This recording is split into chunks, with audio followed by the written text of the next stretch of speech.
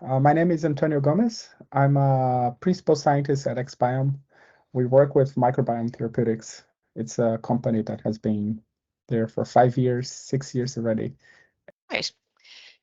Antonio, at this year's Microbiome Movement Drug Development Summit, you're going to be talking about the association of medications, microbiome, and mortality in cancer patients. Could you give us a little glimpse into what you'll be discussing at this meeting? Yeah, of course.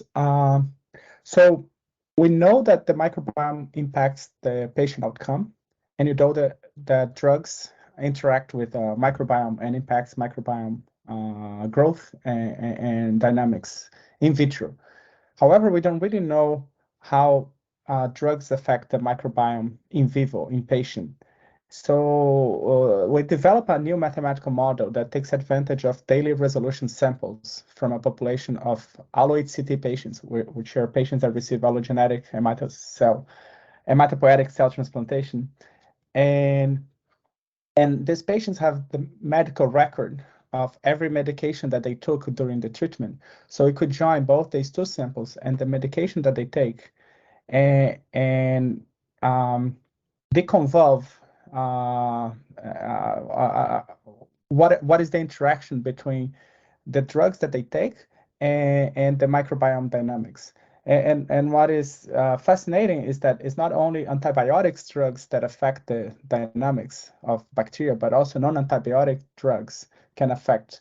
And a first outcome that is very interesting is that this model can predict the in vitro interference between drugs and microbiome, even for the non-antibiotics one. And this is very useful because understanding the dynamics, we can make predictions on how to optimize drug schedule for patients, and also which drugs could actually be relevant or not. Sometimes we traditionally consider two type of drugs to be equally equivalent for patients for a specific treatment, but if they have a different effect on the microbiome, we can actually make a more refined decisions. And this goes beyond the microbiome and drug interaction. We can validate that just the drug schedule of patients in two different cohorts, one within the same institution and another from a completely different institution. We can predict the patient outcome just based on the drug schedule that they receive. And we even controlled to test whether this drug usage is indirect or could have a direct association with the outcome using statistical methods. And we see that the microbiome itself seems to play a role, although, of course, the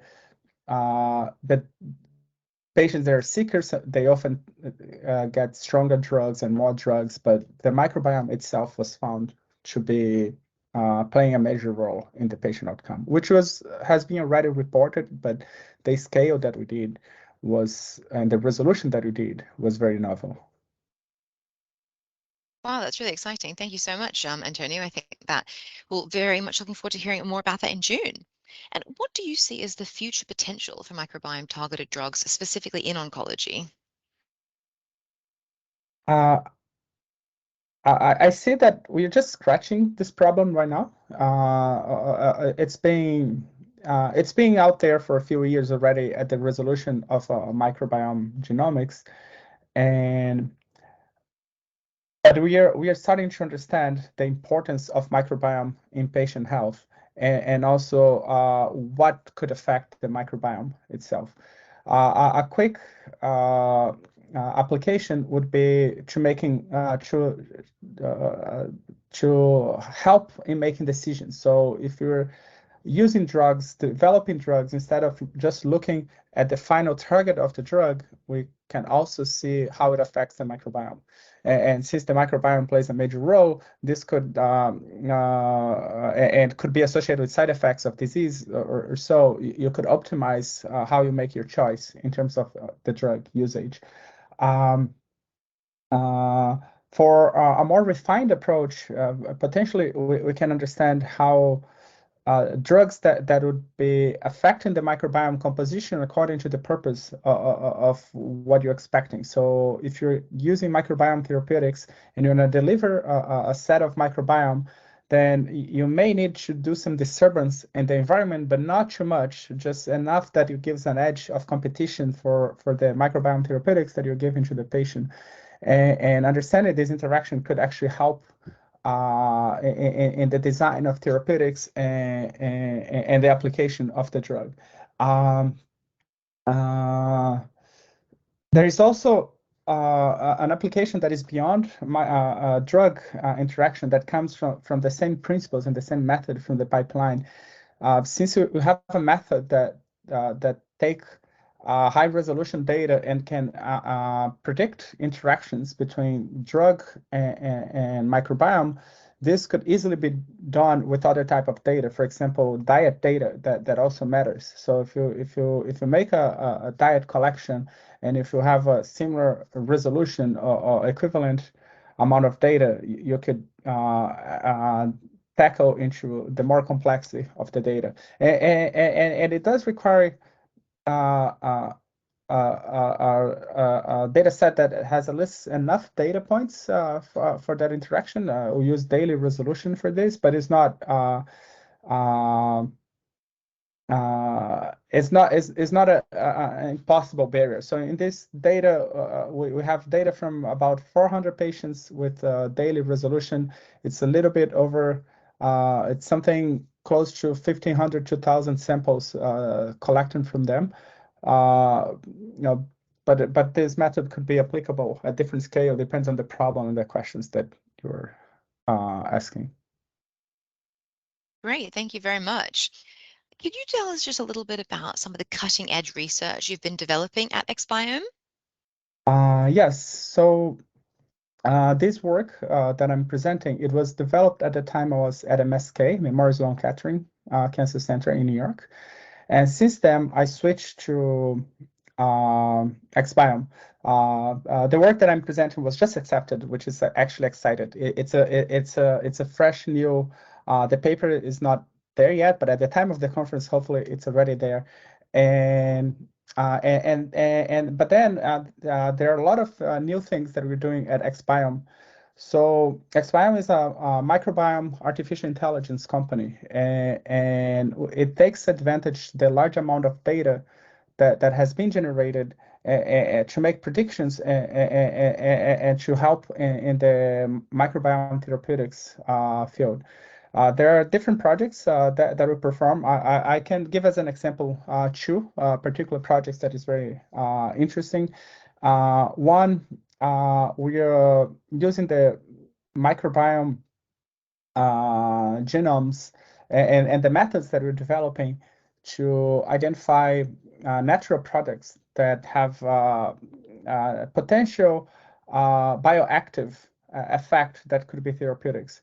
From the genomics of this data and also using metagenomic sequencing data and patient data and a large different source of data and the methods that we develop, we can make predictions and identify microbiome molecules, small molecules that have a potential effect on disease. And this field, it has already been shown the potential of the microbiome. However, we're at the beginning of that. And there's a paper, for example, that estimate that we we are familiar with about 3% of the small molecule potential of a microbiome. There is about 97%, so the majority of the potential natural products that are produced by them are still unknown for us, and we don't really. This is an estimation, so we don't really know the real impact of this. And with the advantage of computational methods, we can make predictions that are more efficient, and the chance of identifying something functional and new is larger.